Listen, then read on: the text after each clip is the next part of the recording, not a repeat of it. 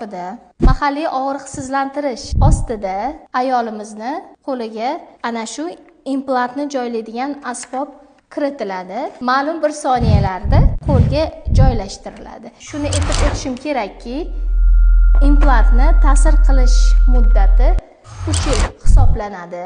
Jinsiy a'zolarda yallig'lanish keltirib chiqadigan holatlarni keltirib chiqazmaydi. Implantning afzalliklari haqida gapiradigan bo'lsak, implant qo'yilgandan keyin juda ham ko'p ayollarimizni holati haqida xabar olganimizda, hayzdagi og'riqlar spiral qo'yilgandagi holatligiga nisbatan yengilroq kechayotgani haqida ma'lumot berishadi. Bundan tashqari implant qo'yilgandan keyin kundalik e'tiborni talab qilmaydi. Ayollarimizga eng yoqqan tarafi tug'ruqdan keyin implantni sirazu qo'ysa bo'ladi.